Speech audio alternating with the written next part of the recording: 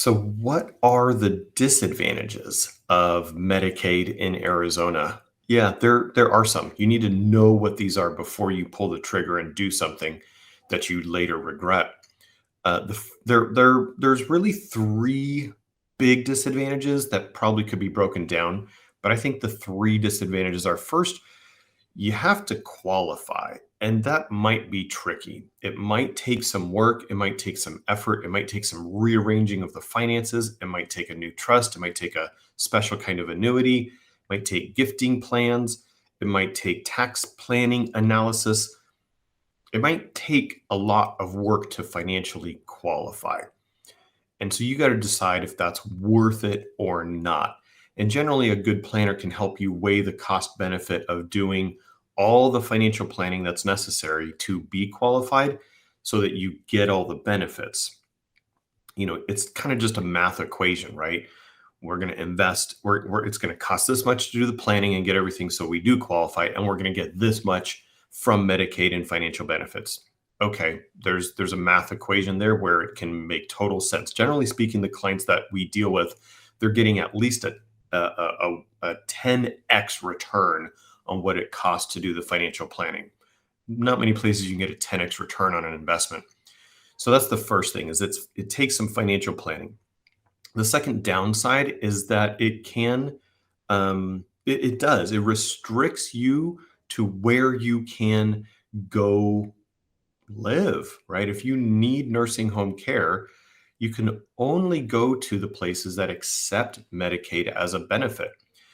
The way Arizona works it is through a program called Arizona Long-Term Care System, shorten it as ALTEX.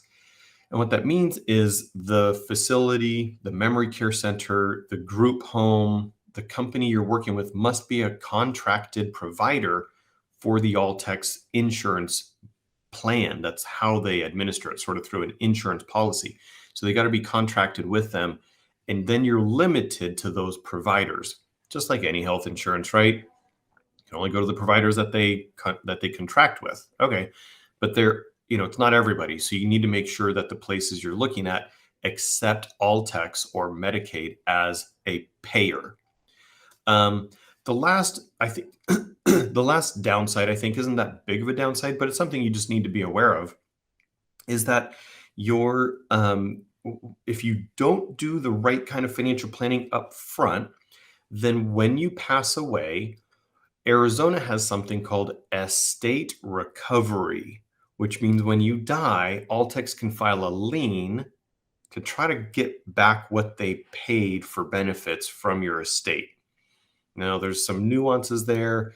Sometimes it's not very easy for them to do that, but that's a potential downside. You need to know that if you get on Medicaid and they start paying and they pay out $50, $100, $200, $300,000 while you're alive in benefits, they can file a lien to try to get that from the estate, from the house, right? You want to make sure that you have planned appropriately so that your estate can go to your kids, to go to your spouse, to go to your loved ones. Those are the downsides I could see. If those are downsides for you, then I would hit the brakes. If you want to figure out how that planning works to avoid some of those downsides, give us a call. We'll sit down and figure that out with you.